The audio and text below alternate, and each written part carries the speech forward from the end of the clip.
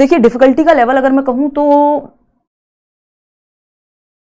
पिछली बार जितने क्वेश्चन अटकाने वाले थे उससे कम हैं, लेकिन लैंग्वेज लेंदी है तो टाइम तो लगेगा पेपर को सॉल्व करने में। अगर आपने बहुत अच्छी प्रैक्टिस नहीं की हुई अगर आपकी प्रैक्टिस बहुत अच्छी नहीं हुई पेपर से पहले, तो भी आपको पेपर सॉल्व करने में या पूरा करने में भी दिक्कत आ सकती है। इस तरह का पेपर आने लगा है, इस बात को हम ध्यान में रखेंगे।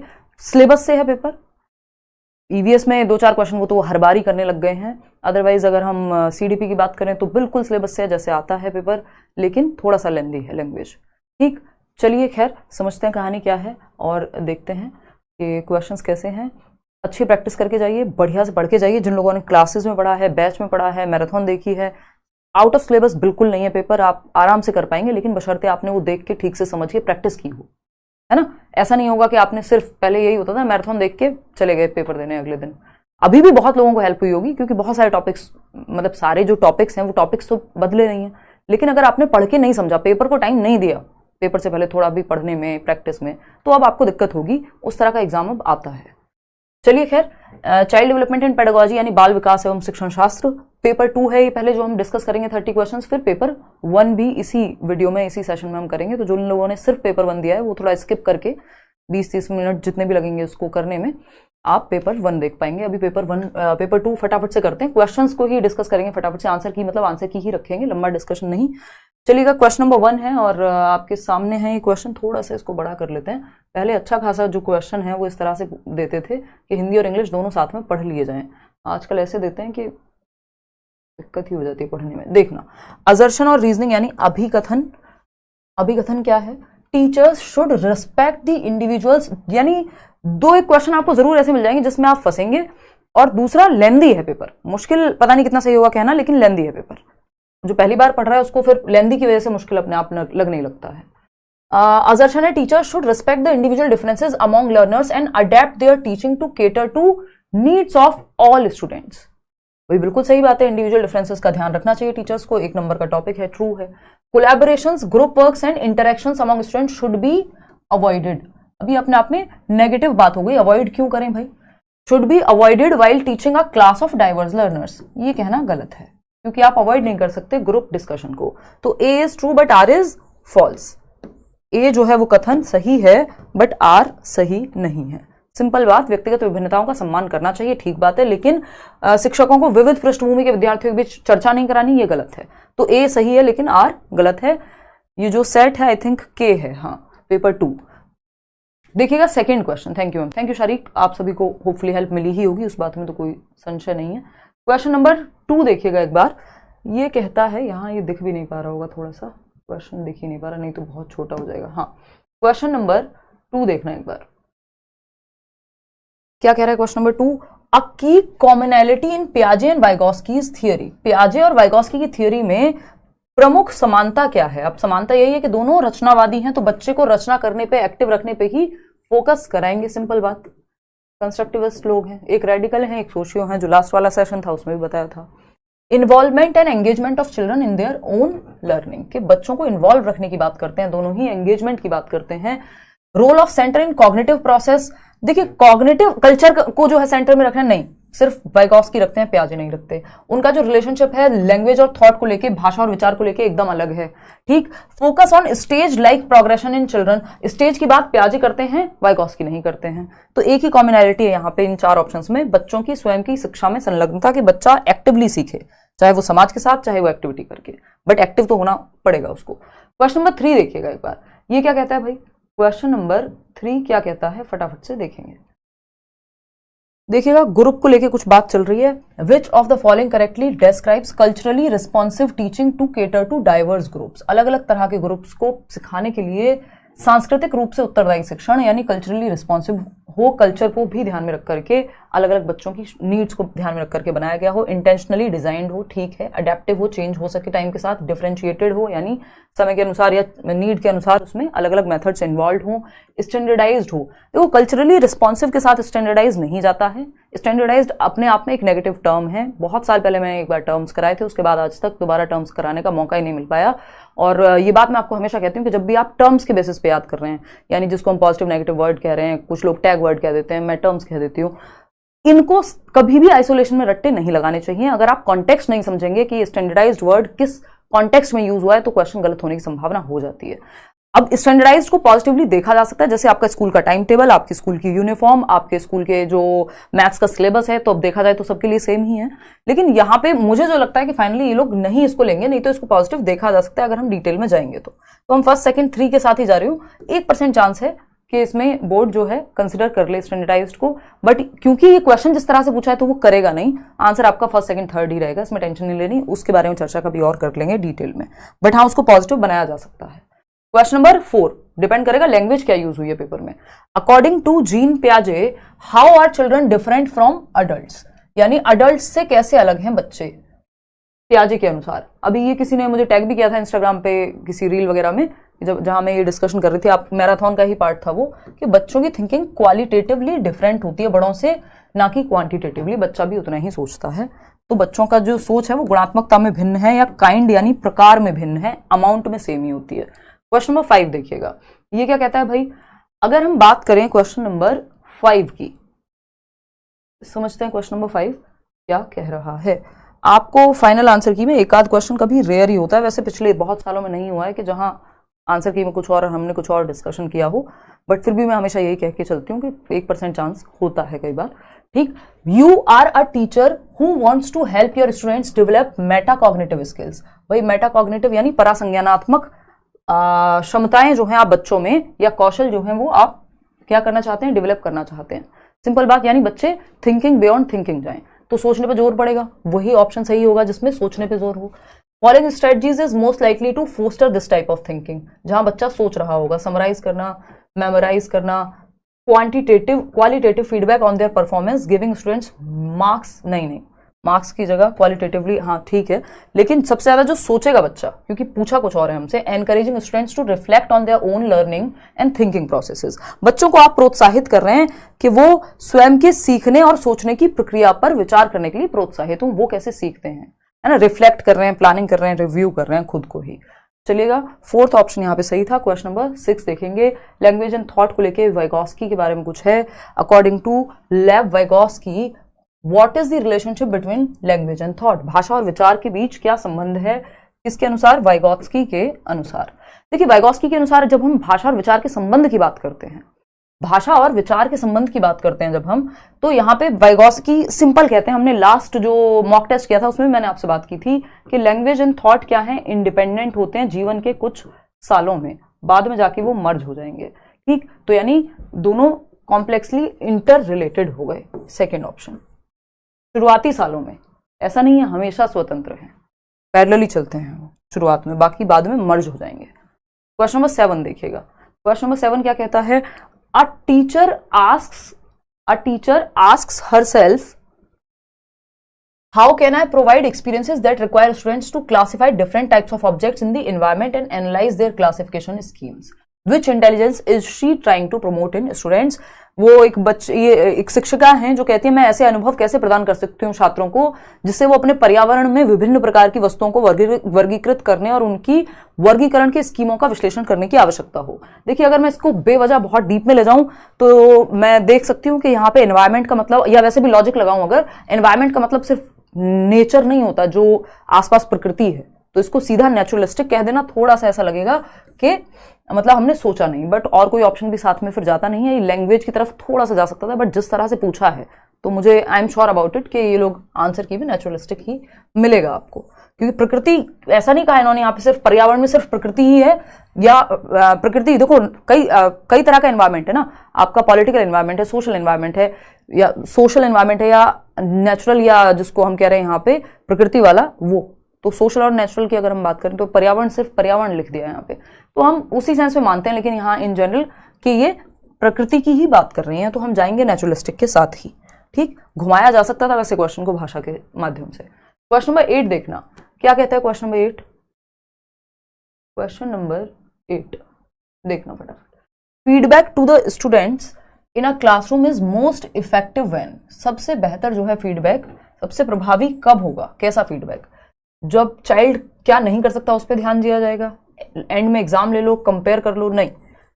It occurs during as well as after the learning activity, भाई जो फीडबैक है, तो जहां जरूरत है सीखने की प्रक्रिया के दौरान भी आपको टीचर ने फीडबैक दे दिया कहीं पे अगर आप कुछ गलती कर रहे हैं, और बाद में भी, ठीक। तो fourth option is the right answer over here.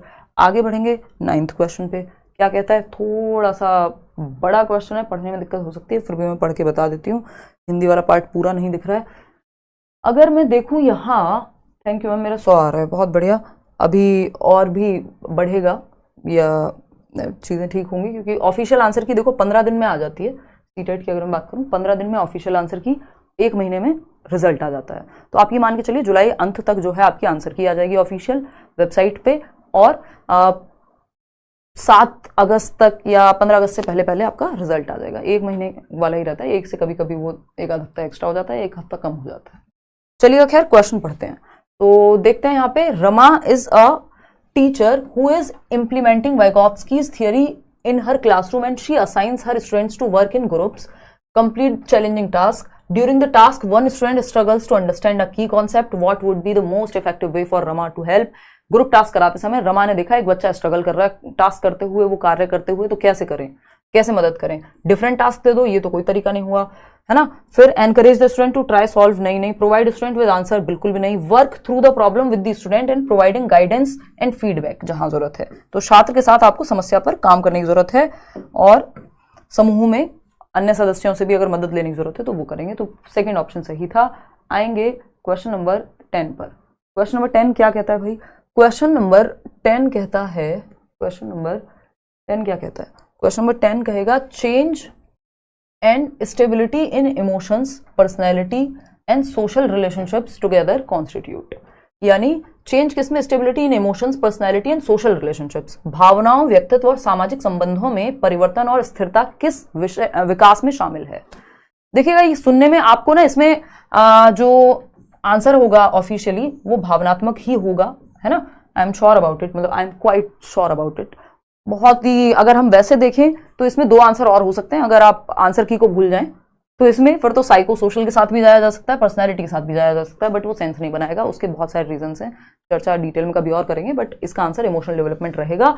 उसका रीजन है क्योंकि हम जनरली जो पढ़ते हैं वो 4 प्रकार का ही विकास सीटेट में पढ़ते हैं, फिजिकल, कॉग्निटिव, सोशल और इमोशनल, है ना। ये जो मुख्य प्रकार हैं, ठीक।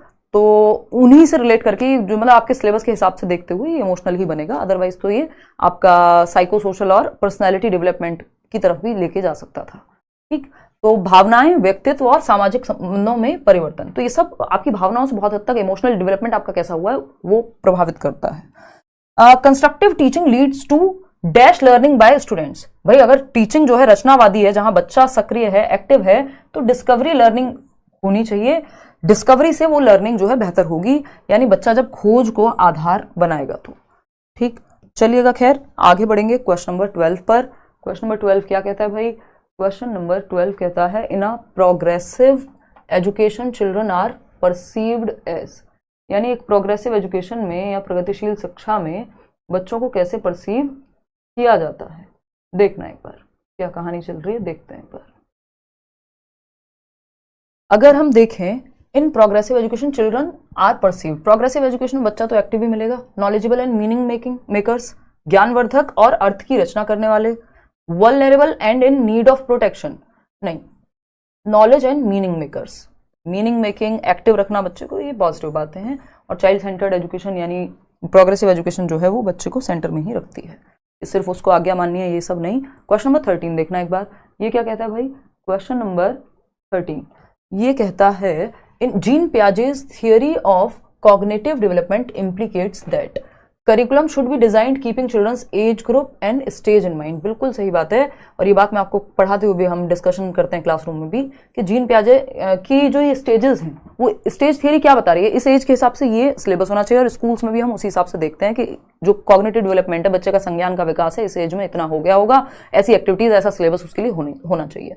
तो पाठ्यक्रम को बच्चे के आयु समूह व चरणों को ध्यान में रखकर किया जाना चाहिए। बाकी फिर भी ऑप्शन पढ़ लेते हैं। Focus of teaching should be outcome of the activity, नहीं, कोई मतलब नहीं है, बाकी सारी बिहेवियरिस्टिक बातें लग रही हैं, पुरस्कार, दंड, ये वो। फर्स्ट ऑप्शन के साथ ही हम जाएंगे यहाँ पे। आगे चलेंगे, क्वेश्चन नंबर 14 देखना एक बार। क्वेश्चन नंबर 14 क्या कहता है भाई, समझते हैं। क्वेश्चन नंबर 14 कहता है how does setting mastery goals how does setting mastery goals impact a students motivation and views of ability. भाई मास्टरी गोल कि आपको मास्टर बनना है, वो रणछोड़ दास छाछड़ वाला जो एग्जाम्पल है 3 इडियट्स का, हमने बहुत बार डिस्कस किया है, लास्ट जो आपका सीडीपी मॉक कराया था उसमें भी बात की थी। तो एक तो ये इंट्रिंसिक मोटिवेशन पे फोकस करती है मास्टरी, बाहर के नंबर या किसी चीज पे रिवॉर्ड पे नहीं। इट ऑफन इंप्लाइज मास्टर बनने के, किसी भी सब्जेक्ट के टॉपिक के, है ना। इट ऑफन इंप्लाइज कोई स्किल हो सकती है, बैडमिंटन हो सकता है, सीडीपी हो सकती है। It often implies enhanced intrinsic motivation and belief in the incremental view। देखिए एंटिटी व्यू में बिलीफ नहीं रखेगा ये, क्योंकि एंटिटी व्यू होता है कि एबिलिटी फिक्स होती है। तो अब मैंने मान लिया कि भाई मेरे अंदर तो क्षमता है ही नहीं, तो फिर बढ़ाई भी नहीं जा सकती, जबकि अपने ऊपर काम करके पता नहीं कितने सैकड़ों एग्जाम्पल्स हैं जिन्होंने क्षमता को बढ़ाया है, ठीक है ना। फिर तो इंसान हार्ड वर्क या खुद में तो कुछ करे ही ना, अगर एबिलिटी जो है वो इंक्रीमेंटल नहीं होती, ये नहीं मानेंगे हम, तो गड़बड़ हो जाएगी। तो सिंपल बात है यहाँ पे, यह अक्सर योग्यता के वृद्धिशील दृष्टिकोण में विश्वास रखती है और आंतरिक अभिप्रेरणा को बढ़ाएगा, क्योंकि इंटरनल फैक्टर्स पे ही फिर सारी चीजें आ जाएंगी। क्वेश्चन नंबर 15 देखना एक बार, ये क्या कहता है, फटाफट से पढ़ते हैं।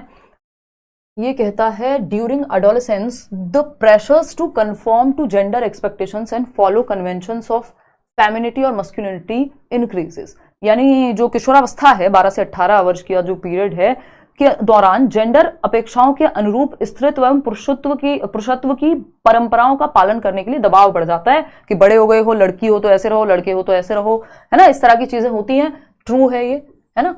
फिर चलेंगे gender and gender roles are, कि अब बड़ी हो गई हो तो लड़कियों के केस में बहुत बार ये होता है कि बाहर खेलने को मना कर दिया जाता है बहुत जगहों पे, है ना। तो बहुत तरह की चीजें होती हैं। Gender and gender roles are determined biologically. Gender जो है एक सोशल कंस्ट्रक्ट है, बायोलॉजिकल कंस्ट्रक्ट सेक्स है कि आप फिजियोलॉजिकली आपकी संरचना अलग है, लेकिन खेलने को मना करना इज सेंसलेस, ठीक। तो कुछ केसेस में अब इसके अलग अलग रीजन लोगों के पास होंगे, उस पर चर्चा कभी और करेंगे, लेकिन अगर वैसे देखा जाए थियोरेटिकली तो एटलीस्ट ट्रू, और रीजन क्या है इसका, फॉल्स है एकदम। थियोरेटिकली नहीं, वैसे उसके रीजन सोशल रीजन हो सकते हैं एट टाइम्स, वो भी थियोरी की गलती नहीं है, उसमें फिर समाज की गलती है। तो ट्रू है, A is true but R is false, ठीक है जी। ए सही है, आर गलत है, क्योंकि जेंडर जो है वो सोशल कंस्ट्रक्ट है, सामाजिक संरचना है, ना कि जेंडर जैविक संरचना नहीं है, वो सेक्स है।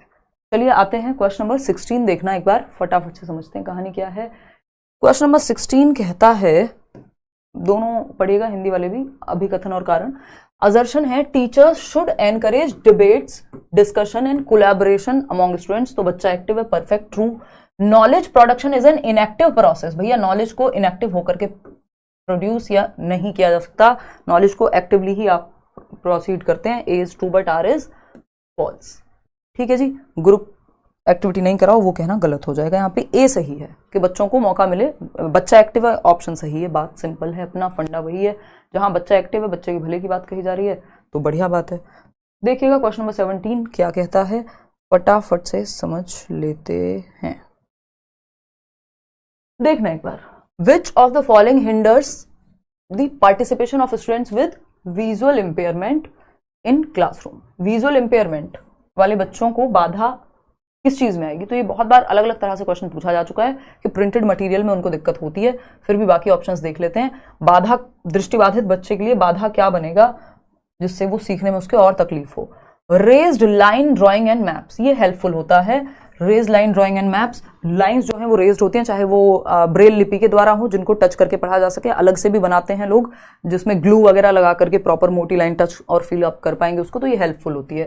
टैक्टाइल मॉडल्स तो हेल्पफुल ही होते हैं जिनको छुआ जा सकता है, तो बच्चे के देखने का सेंस अगर ठीक से वर्क नहीं कर रहा तो वो एटलीस्ट बाकी के सेंसेस, उसका टच वाला sense proper touch and feel material हो गया। इलेक्ट्रॉनिकली फॉर्मेटेड लेक्चर ट्रांसक्रिप्शंस, ये भी हेल्प करते हैं। ये बेसिकली अगर बच्चा देख नहीं पा रहे तो जो भी लिखा हुआ है उसको ऑडियो की फॉर्मेट में भी सुन करके यहाँ पे सीख सकता है। लेकिन printed text book and notes जो हैं वो गड़बड़ है यहाँ पे, क्योंकि बच्चों को देखने में ही दिक्कत है। अब ये पेपर वो देख नहीं सकता, सुन सकता है मेरी आवाज को, मान लो, तो दिखाना ही तो उसको बेवकूफी हो जाएगी, क्योंकि जब देखने में दिक्कत है आप दिखा के ही पढ़ा रहे हैं तो आप अच्छे टीचर नहीं है, फिर आपका मेथड गड़बड़ है, तो ये बाधा बनेगा। Fourth option. क्वेश्चन नंबर 18 देखना क्या है। क्वेश्चन नंबर 18 फटाफट से समझेंगे। क्वेश्चन नंबर 18 कहता है which of the following is correctly matched pair. तो एफए के बारे में बात की है, फॉर्मेटिव असेसमेंट के, determining what the students can do before and after the class and during also, सिर्फ बिफोर और आफ्टर नहीं, ठीक, तो ये हट गया। Summative assessment involves paper pencil test as well as detailed accounts of non written behaviours. Non written behaviours की बात एफए में होती है, एसए में नहीं होती। क्राइटेरियन रेफरेंस्ड टेस्ट जो है या असेसमेंट वो includes mastery of specific topics. ये क्राइटेरिया को मैच करने की बात करता है कि सीटेट में 150 में से 90 आ जाएं, मास्टरी किस में हुई है किस में नहीं इनको कोई फर्क नहीं पड़ रहा, तो वो कहना उतना सही नहीं होगा। Non reference test compares performance to that of peers. Non reference test है कि भैया आपकी मास्टरी कितनी भी हो, मेरिट में नंबर लाना है तो दूसरे से ज्यादा लेकर के आओ, ये है एनआरटी। क्वेश्चन नंबर 19 देखना एक बार क्या कहता है। क्वेश्चन नंबर 19 फटाफट से समझेंगे, देखना एक बार। क्वेश्चन 19 है सुनीता आर 12 ईयर ओल्ड। कोई कह रहा है कि कुछ नंबर से वापस हो गए मैम। देखो अगर आप, अब वो समय रहा नहीं, मैं 15 दिन की स्ट्रेटजी बनाई थी बेशक, लेकिन अगर 15 दिन भी बहुत लग के प्रैक्टिस की जाए तब जाके बात बनेगी, क्योंकि पेपर अब लेंदी आने लगा। सिलेबस सेम ही है, सब कुछ सेम है, लेकिन पेपर लेंदी होता है ना। ये नहीं कहेंगे कि बिल्कुल लड्डू पेपर नहीं है, पहले आप क्वेश्चन भी उठा के देखेंगे तो अब में और पहले में अंतर है। मैम रोल नंबर 1 रो में 2 सर्कल हो गए हैं लेकिन नंबर्स में सही है। अलका शायद रीड कर लिया जाए, शायद नहीं, दोनों ही बातें हैं, इसमें कुछ पक्का नहीं है। नंबर अगर सही है और 2 लेकिन आपने सर्कल भर दिए तो वो जनरली तो रीड मतलब नहीं होना चाहिए, बट क्योंकि वो रोल नंबर है तो ऐसा करते भी होंगे लोग, तो इन लोग को भी आइडिया होगा। तो अभी इस पे इफ एंड इफी वाली सिचुएशन है कि मतलब 50-50 वाली बात है। पूरा आइडियाज पे कहना कुछ भी गलत होगा, क्योंकि उतनी मैं OMR मशीन तो हूं नहीं कि मुझे पता होगा, बहुत ही गंदा जोक था, बट स्टिल मतलब क्योंकि वो उसमें क्या उन्होंने क्राइटेरिया सेट किया हुआ है उसी से पता चलेगा। ऐसा नहीं है कि नहीं रीड किया जा सकता, बट एग्जैक्टली ऐसा है कि नहीं ये आप भी हमें बताइएगा इस बार जब आपका रिजल्ट आए। Sunita 12 year old girl, number वैसे सही है तो ज्यादा दिक्कत नहीं होनी चाहिए, मैं होप ही देना चाहूंगी आपको। सुनीता कह रही है एक बच्ची है 12 साल की, shows exceptional musical ability, both her parents are accomplished singers and they send her for classes for voice training after the school. ठीक है, सिंगर्स हैं पेरेंट्स और एनवायरमेंट भी अच्छा दे रहे हैं प्रैक्टिस के लिए, तो हेरिडिटी एंड एनवायरमेंट की वजह से वो अच्छी सिंगर है। चलिए खैर आगे बढ़ते हैं। क्वेश्चन नंबर 20 देखिएगा।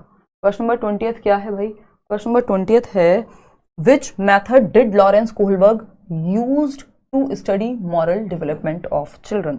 लॉरेंस कोहलबर्ग ने बच्चों के नैतिक विकास के लिए कौन सा मेथड, ये मैं आपको बहुत बार बताती हूँ कि उन्होंने मॉरल डिलेमास पेश की बच्चों के ग्रुप्स के सामने, और फिर उससे ही ये अपनी थियरी या सिद्धांत बनाया नैतिक विकास का कि समाज में क्या सही और क्या गलत कहानी। 4th option is the right answer. Question number 21 देखना फटाफट से, ये क्या कहता है भाई? क्वेश्चन नंबर 21 कहता है, क्वेश्चन नंबर 21 देखना है, असर्शन और रीजनिंग के 6 क्वेश्चन है, ये टाइम टेकिंग है। Schools should function with in frameworks which assess the finished product and learning outcomes. बात बिल्कुल गलत है कि स्कूल का ध्यान सिर्फ फिनिश्ड प्रोडक्ट्स पे होना चाहिए, इतने % नंबर आए, प्रोडक्ट थोड़ी है बच्चा। अब ये मैं एक बार में देख करके समझ जाऊंगी, बट जो पहली बार पेपर देने गया है जिसकी प्रैक्टिस बहुत अच्छी नहीं है उसको दिक्कत होगी, या समय तो एटलीस्ट लगेगा। जिसने अच्छे से पढ़ाई की है, फिर वो भी जिसकी स्पीड अच्छी है पढ़ने की, वो फटाफट से देख लेगा। Learning is highly sequential and hierarchical, दोनों ही गलत है यहाँ पे। हायरार्किकल कहना गलत है, gradual is a different thing, तो both A and R are false. आ रहा है ऑप्शन कहीं? हाँ चलिएगा खैर आगे बढ़ेंगे। क्वेश्चन नंबर 22 देखिएगा, 22वां सवाल क्या कहता है। 22वां सवाल कुछ तो कहेगा ही, हर एक सवाल को कुछ तो कहना ही होता है। Which of the following statement is correct about autism. Autism के बारे में स्वालीनता के संदर्भ में कौन सी बात सही है? Autism is caused by solely by environment, बिल्कुल भी नहीं। देखिए ये न्यूरो डेवलपमेंटल डिसऑर्डर है, जन्म से कुछ साल के अंदर अंदर आपको पता लग जाएगा, एनवायरमेंट कॉज नहीं है। न्यूरॉन्स, हेरिडिटी, बाकी एस्पेक्ट्स हैं, एनवायरमेंट का ऐसा कोई खास बड़ा रीजन नहीं है। एनवायरमेंट बढ़ावा दे सकता है बट एनवायरमेंट क्रिएट नहीं करेगा ऑटिस्टिक बच्चा। All autistic people have at least one exceptional skill, नहीं। Autism is a neuro developmental disorder.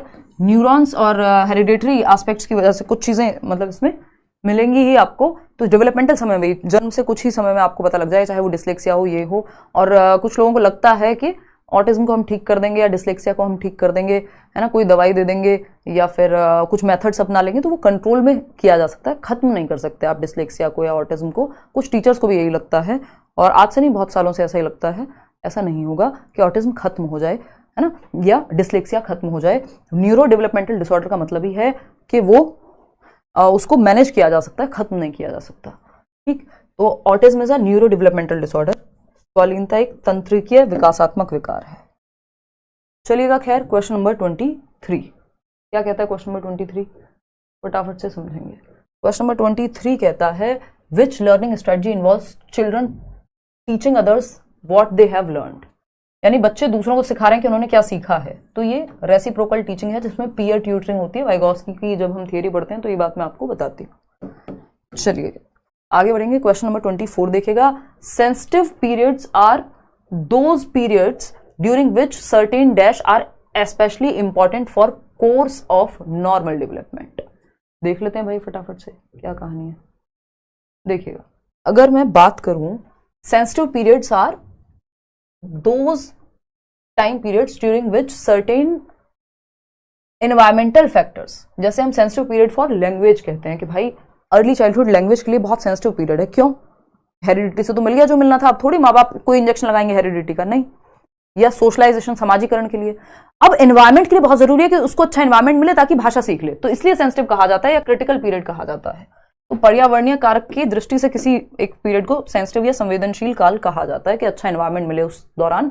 जैसे किसी को स्पोर्ट्स पर्सन बनना है तो अच्छी ट्रेनिंग मिलेगी उस दौरान तो बात बन जाएगी, अगर उसके अंदर वो हेरिडेटरी क्षमता या वैसे वो हेल्थ वाइज या फिजिकल एबिलिटी उसकी ठीक है। तो students struggling with dyslexia can be taught to read, यानी वो बच्चे जो पठन वैकल्य से जूझ रहे हैं रहे छात्रों को पढ़ना सिखाया जा सकता है। कैसे सिखाया जा सकता है भाई बताइए? By giving long and complex passage. नहीं, अभी लास्ट ईयर भी आया था ये पेपर में क्वेश्चन। इस पेपर में कई क्वेश्चन रिपीटेड भी हैं, वैसे हर पेपर में होते हैं सीटेट के, लेकिन उतना डायरेक्ट नहीं है अब पहले जितना होता था। तो आपको पता होगा एक ऑप्शन आया था कि through systematic phonological training, phonological training के ध्वन्यात्मक प्रशिक्षण के माध्यम से आप बार बार प्रैक्टिस कराएंगे। जैसे हम वो कमल कमल नहीं करते हैं, मतलब ये एक जस्ट उदाहरण है कि साउंड्स कैसी होती हैं, साउंड क्या बन रही है किसी एक लेटर से या एक वर्ड में, उसकी ट्रेनिंग दे करके हम डिस्लेक्सिक बच्चों को सिखा सकते हैं। बिल्कुल सिखा सकते हैं, लेकिन डिस्लेक्सिया खत्म नहीं कर सकते, ये कहना गलत होगा एकदम पूरी तरह से। डील कर सकते हैं, पढ़ा सकते हैं हम डिस्लेक्सिया वाले बच्चों को, सिखा सकते हैं इसके माध्यम से। विच of the following question promotes analytical thinking, यानी कि कौन सा प्रश्न जो है विश्लेषणात्मक चिंतन को बढ़ावा देता है, यानी विश्लेषण करने की क्षमता, एनालिसिस करने की क्षमता। What is the total population of India?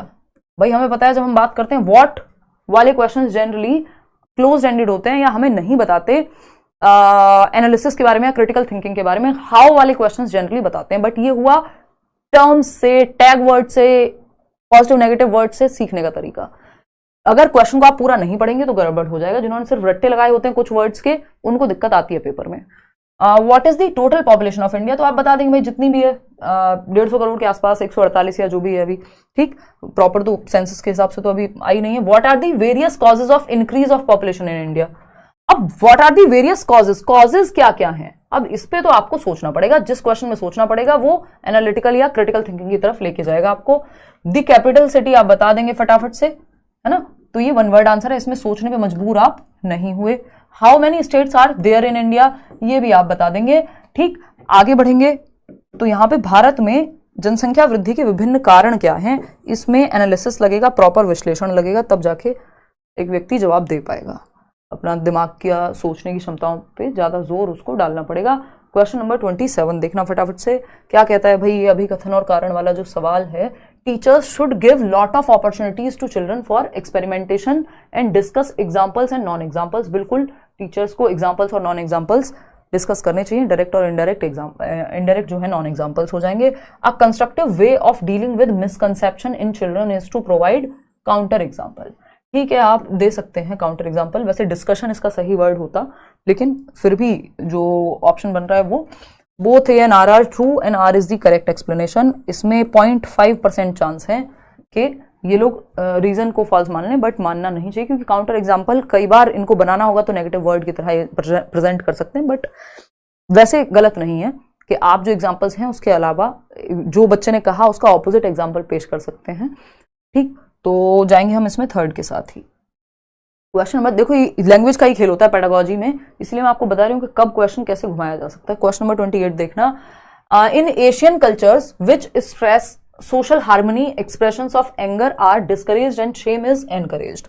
यानी कि एशियाई संस्कृतियों में, जैसे हम हैं और जापान आई थिंक, और मैं कल्चर के हिसाब से सोच रही हूँ आसपास की जो कंट्रीज हमारे देश के वो सब तो हैं ही, चाहे वो श्रीलंका हो, चाहे वो और कोई भी कंट्री हो, बांग्लादेश हो, नेपाल हो, एशियाई संस्कृतियों में जो सामाजिक सद्भावना पर जोर देते हैं कि भाई सोशली हार्मनी बनी रहनी चाहिए, है ना, क्या कहेगा समाज, क्या कहेंगे चार लोग, और क्रोध की अभिव्यक्ति को हतोत्साहित किया जा सकता है। अरे गुस्सा कैसे कर सकते हो तुम, बड़ों को ऐसे बोल दिया, मुद्दा नहीं देखा जाएगा, हो सकता है बात सही हो, ठीक है। तो क्रोध की अभिव्यक्ति को हतोत्साहित किया जाता है और शर्म को प्रोत्साहित किया जा सकता है। बड़े बड़े हैं भाई, शर्म करो, है ना।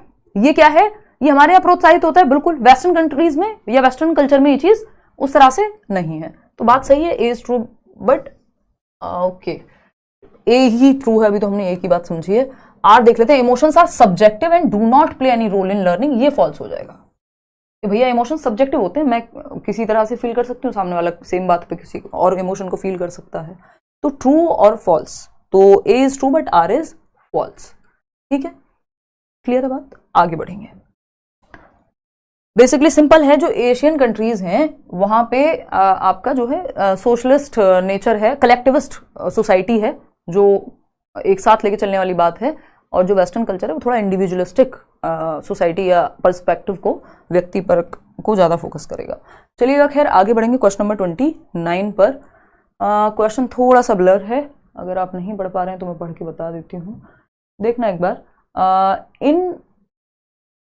मैं ही नहीं पढ़ पा रही हूँ, कौन सा सेट लगा दिया। In order to develop critical thinking, प्रश्न आपका समालोचनात्मक चिंतन पे एक क्वेश्चन आते हैं, critical thinking among students, teacher को क्या करना चाहिए। सिंपल है, questions that involve inferences and explanation, बिल्कुल सही बात है।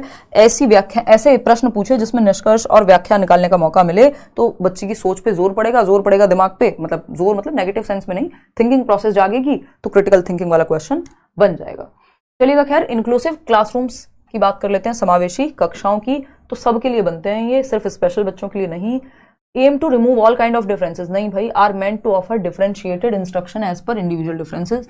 ये बात हमने बहुत बार की है इंक्लूसिव एजुकेशन में, इंडिविजुअल डिफरेंसेस में, कि व्यक्तिगत विभिन्नताओं का ध्यान रखते हुए विभेदित निर्देश, डिफरेंशिएटेड इंस्ट्रक्शन, बच्चे की नीड के अनुसार अलग अलग मेथड्स का आप यूज करेंगे। आगे बढ़ेंगे, क्वेश्चन नंबर ओके, खत्म ही हो गया क्वेश्चन, पूरा पेपर कर लिया हमने सॉल्व, मेरा ध्यान ही नहीं था। चलिए, खैर ये पेपर 2 आपका सॉल्व हो गया है। मुझे नहीं लगता एक भी आंसर इधर उधर होगा, फिर भी क्योंकि ये लैंग्वेज वाला पेपर होता है या पेडागोजिकल पेपर है, मैथ्स तो है नहीं, तो उस केस में कई बार एग्जामिनर दूसरे पॉइंट ऑफ व्यू से सोच लेता है, फिर भी एक आध क्वेश्चन में हो जाए कहीं, कुछ 1% चांस रहते हैं, उसको मान के चलना चाहिए। वैसे मेरे आंसर की अगर आप प्रीवियस वीडियोस देखेंगे आज से कई साल पहले तक की, तो आसानी से गलती आपको मिलेगी नहीं। चलिएगा, खैर आउट ऑफ 30 कितना आपने स्कोर किया ये आप बता दीजिएगा। अब आते हैं पेपर 1 के क्वेश्चन पे, ठीक है।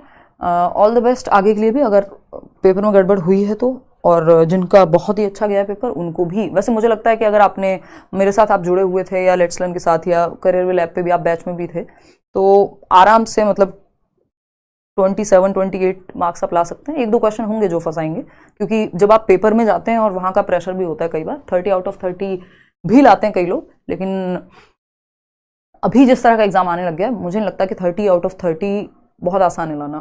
हालांकि हमारे लर्नर्स लाते हैं हर साल, लेकिन जब से पेपर ऑनलाइन हुआ है 29 वालों की संख्या ज़्यादा बढ़ गई है, 30 में से 30 वालों की संख्या बहुत कम हो गई है। चलिए, खैर और समझते हैं पेपर 1 का CDP कर लेते हैं। DEET+B की क्लास ले लो मैडम, लेंगे जी, बिल्कुल लेंगे,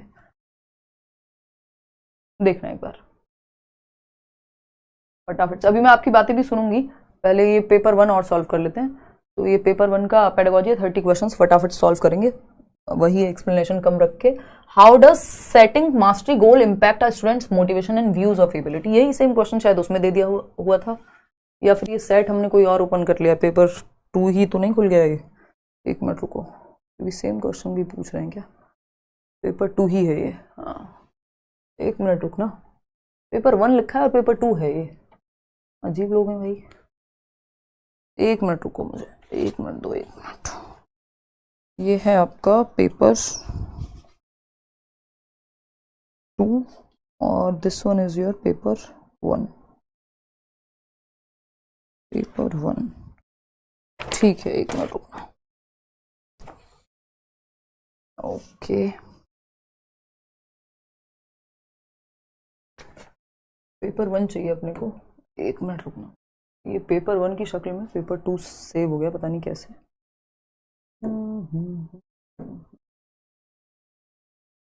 एक सेकेंड, मैं चेक भी कर लेती हूँ।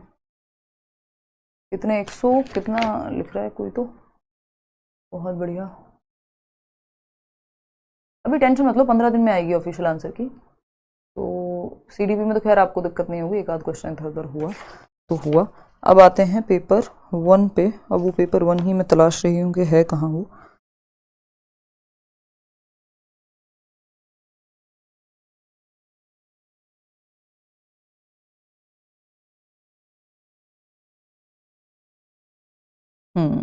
दिस वन इज,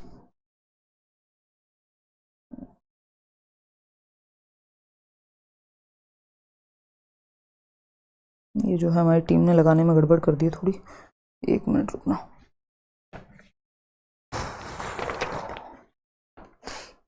एक मिनट में कंटिन्यू कर रहे हैं यहीं से।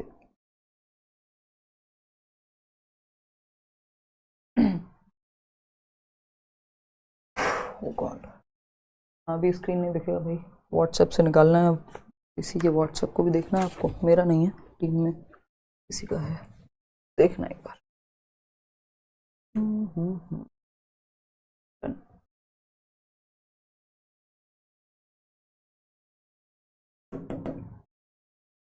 चलिए कर लेते हैं फटाफट। अब पेपर 1 यहाँ से देखना एक बार।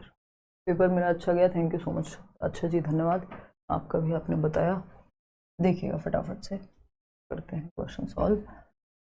ये है पेपर 1 का सीडीपी वाला सेक्शन। जनरली मैं अलग कराती हूँ बट इस बार लेट हो गया तो एक ही में कर लेते हैं, एक ही वीडियो में। क्वेश्चन नंबर 1 देखना।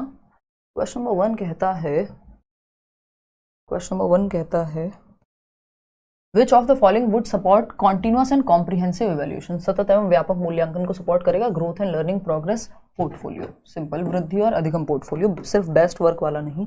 आगे बढ़ेंगे। क्वेश्चन नंबर 2 देखना है यहाँ पे। क्वेश्चन नंबर 2 देखना।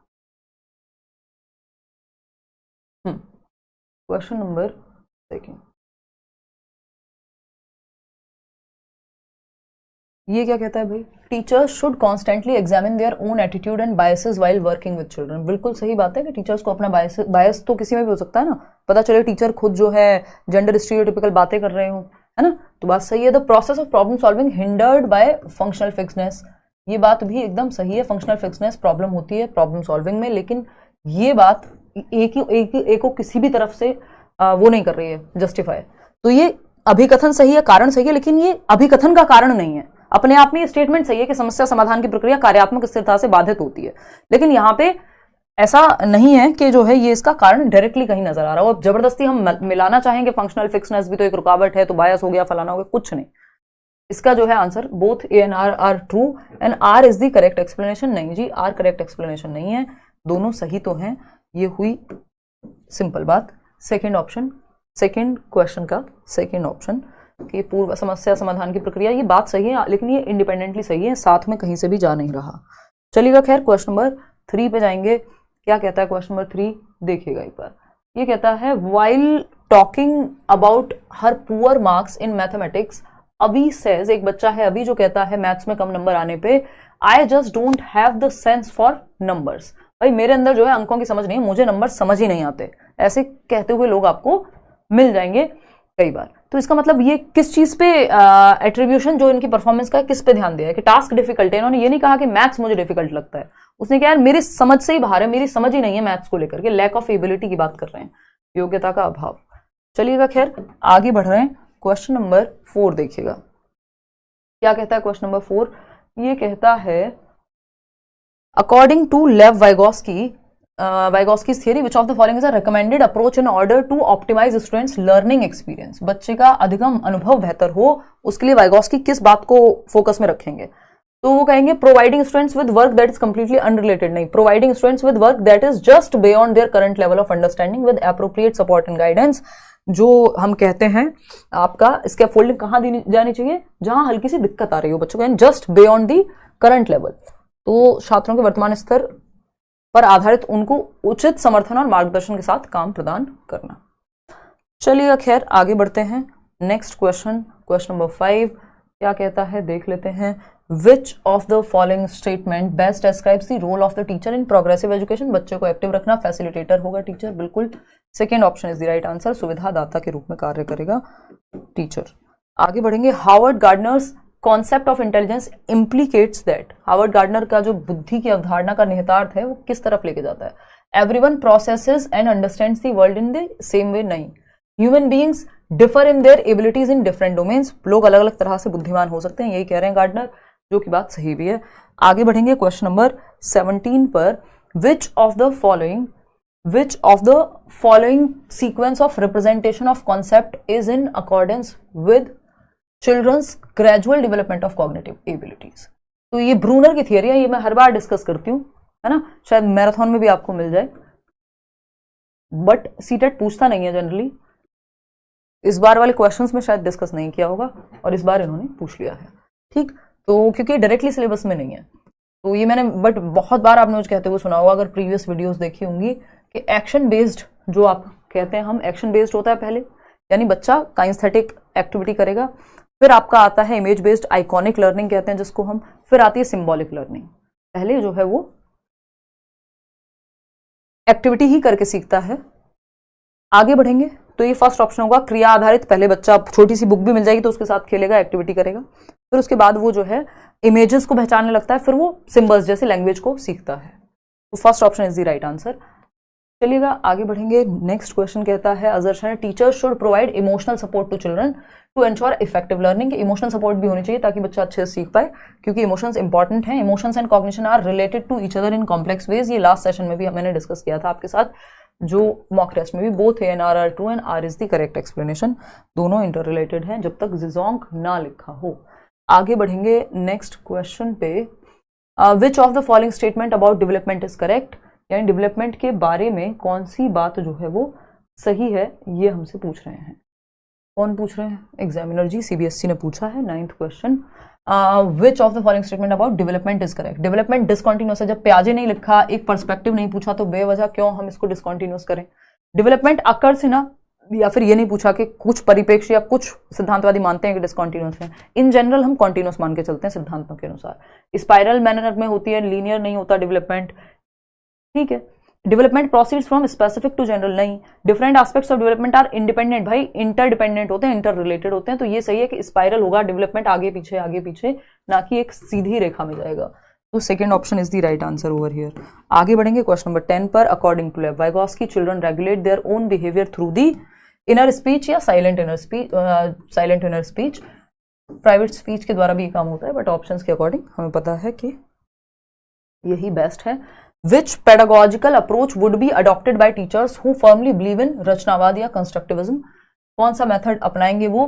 To teach concepts of floating and sinking to class 5th children. बच्चों को एक्टिव रखेंगे।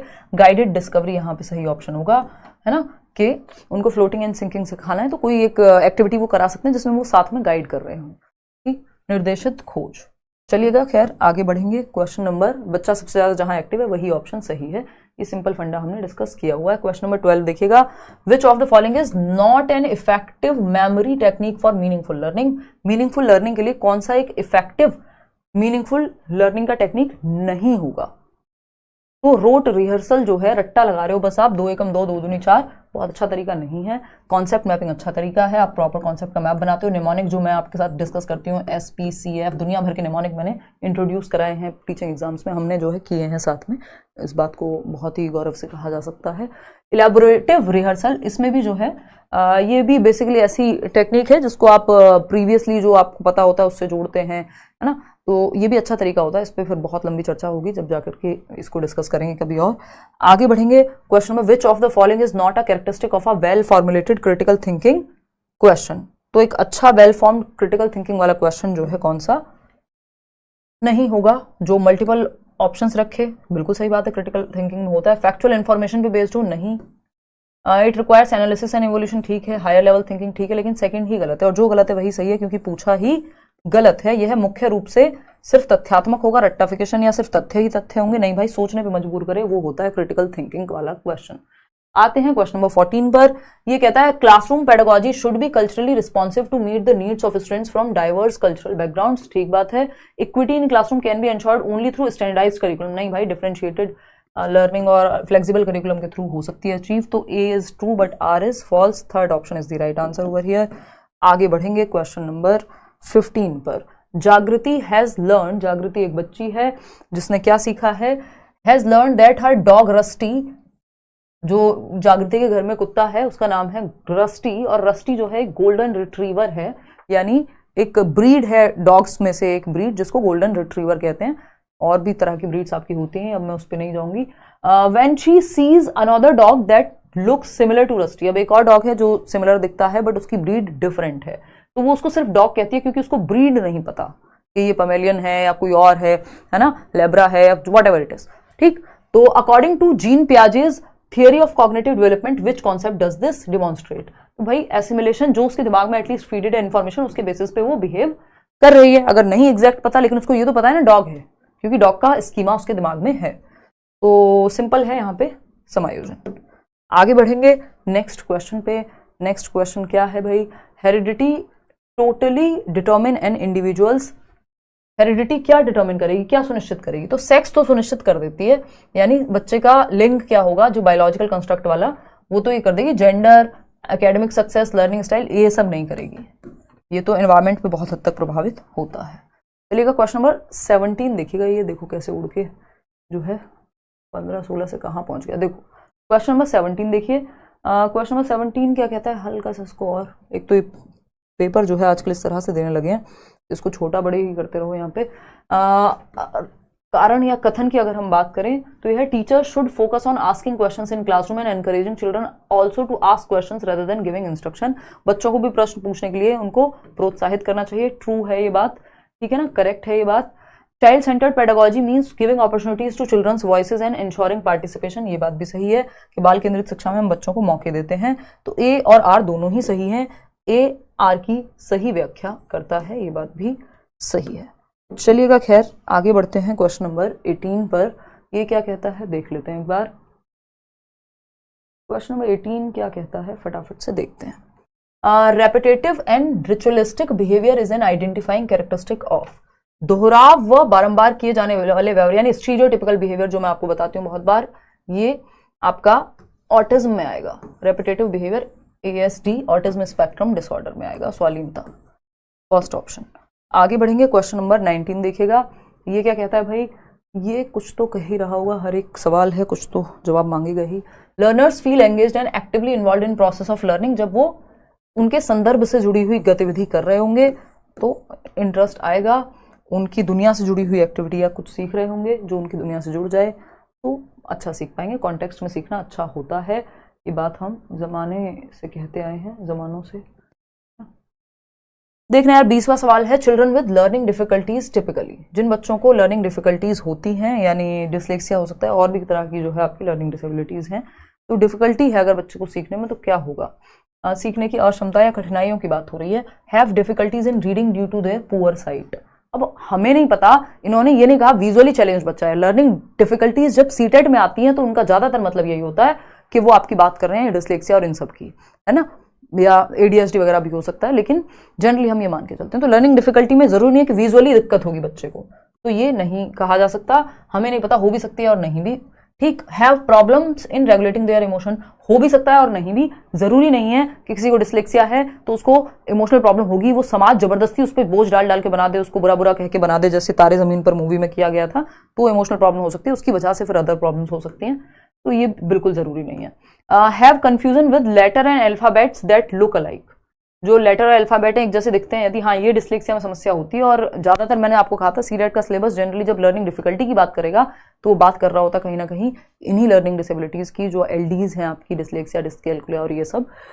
Have very low IQ as diagnosed, बिल्कुल भी नहीं है ऐसा कि लर्निंग डिफिकल्टी वाले बच्चे का IQ कम ही होगा, तो थर्ड ऑप्शन, एक जैसे दिखने वाले ऑप्शन अक्षरों में दिक्कत हो सकती है, B और D को पढ़ने में, 6 और 9 में। ठीक, क्वेश्चन नंबर 21 देखना एक बार। क्वेश्चन नंबर 21 क्या कहता है भाई, ये कहता है Feral children those who experienced severe human social deprivation since very young age usually have delayed or hindered development, and despite rehabilitation the improvement in certain domains of development is like to be subordinate. This period wherein development is significantly influenced by environment support is called, यानी ऐसे बच्चे जिन्होंने बहुत कम उम्र में गंभीर मानसिक या सामाजिक अभाव का जो है अनुभव किया, यानी समाज ने उनको एक्सेप्ट नहीं किया या साइड कर दिया, तो अब उन्हें बाद में मिलने पे भी दिक्कत होगी। तो ये क्योंकि सेंसिटिव पीरियड जो एनवायरमेंट में अभी हम बात कर रहे थे पेपर 2 में, संवेदनशील काल होता है, जिस समय आपको जिस चीज की जरूरत होती है वो इंपॉर्टेंट होती है, बाद में कई बार उसकी वैल्यू नहीं रहती। ये मैं आम भाषा में बात कर रही हूँ, है ना। तो ये एक बेसिक सी बात है। आगे बढ़ेंगे, क्वेश्चन नंबर 22 देखिएगा। Preconceived generalisations about behaviour of various gender are called. Preconceived generalisation, आपने मान लिया फीमेल्स है तो यही करेंगी, छोटे बाल नहीं रखेंगी, बड़े बाल ही रखेंगी, है ना, साड़ी ही पहनेंगी या फलाना काम करेंगी, शादी करके जो है कहीं और ही जाएंगी। ये सब क्या है, प्री कंसीव्ड चीजें हैं, जिनको कुछ चीजों में हम ट्रेडिशन का नाम दे देते हैं, जिनको समय के साथ बदल जाना चाहिए कुछ चीजों को। तो जेंडर स्टीरियोटाइप्स यहाँ पे हम इसको कहेंगे, जेंडर रूढ़िवादिता है ये, और जेंडर टाइपिंग के माध्यम से कई बार होती है अलग अलग तरीके से, उस पर चर्चा अभी नहीं करेंगे, बहुत लंबा टॉपिक हो जाएगा। क्वेश्चन नंबर 23 देख लीजिएगा। इन एन इंक्लूसिव क्लासरूम, ऐसा क्लासरूम जो सबको साथ लेकर के चलने की बात करे। All children have access to and are included in activities, ठीक है जी, सभी बच्चों की कक्षा की गतिविधि तक पहुंचना चाहिए, ऐसा नहीं कि कुछ ही बच्चे। आगे बढ़ेंगे क्वेश्चन नंबर 24 पे। प्राइमरी पर्पस क्या है क्रिटिकल क्वेश्चंस पूछने का, बच्चे की थिंकिंग जो है वो ठीक से डेवलप हो। प्रोसीजरल नॉलेज नहीं जी, to promote higher level thinking and problem solving, simple बात है कि एक अच्छे स्तर की सोच, उच्च स्तरीय सोच बच्चे की विकसित होती है जब इस तरह क्वेश्चन पूछे जाते हैं। तो ऐसा नहीं है बस खाए पिए और जयराम जी हो गए, मतलब वो लास्ट वाला RIP वाला, ठीक है ना। Which of the following is correct about the process of learning according to socio constructivist theories. तो सामाजिक रचनावादी लोगों के हिसाब से जो है प्रोसेस ऑफ लर्निंग की जब हम बात कर रहे हैं तो क्या सही है, तो बच्चे को एक्टिव रखना सही है, आइसोलेशन तो होगा नहीं, ये तो गलत हो गया। क्लासरूम फॉर फॉर्मल सेटिंग नहीं, सोनली थ्रू ऑब्जर्वेशन, पैसिव होगा बच्चा, कैसे हो जाएगा भाई, गलत है। तो learning is a social process of meaning making, कि बच्चा ग्रुप में सीखेगा, लोगों के साथ सीखेगा और मीनिंग मेकिंग करेगा। असर्शन और रीजनिंग देख लेते हैं, ये क्या कहता है फटाफट से समझते हैं। ये कहता है, असर्शन है, while some children start babbling and uttering 2 word sentences, कुछ बच्चे 12 महीने में अटर करना सीख जाते हैं या सेंटेंसेस बोलना सीख जाते हैं। कुछ लोग हैं जो 20 महीने जिनको लग जाएंगे, ऐसे बच्चे होते हैं थोड़ा देर से भी बोलते हैं। तो एक उदाहरण है, हाँ बात तो सही है, इंडिविजुअल डिफरेंसेस है। Developmental milestones are only suggestive and development of individuals can be quite varied, बिल्कुल सही बात है। जो डेवलपमेंटल माइलस्टोन्स दिए हुए हैं एज के अनुसार, ये चीज हो जानी चाहिए इतनी उम्र में, है ना, इतनी उम्र में शादी हो जानी चाहिए, ये भी डेवलपमेंटल माइलस्टोन में मिल जाएगा आपको, लेकिन क्या सब कर रहे हैं, नहीं। तो मतलब ये तो जस्ट एक उदाहरण था, ये थोड़ा सा और आगे वाली डेवलपमेंटल स्टेज का हो गया। जनरली हम बचपन तक का ही पढ़ते हैं क्योंकि सिलेबस में होता नहीं है, आपके KVS में हमने डिस्कस किया था।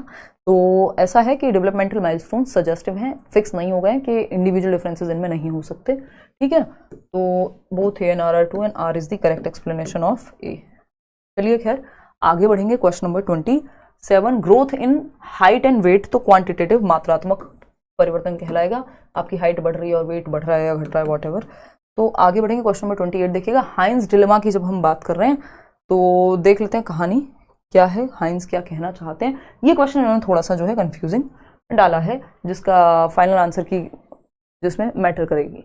चलिए एक बार देखते हैं। When presented with Heinz dilemma अरोनिमा reasons the law wasn't set up for these circumstances, taking the drug in this situation isn't really right but it's just justified.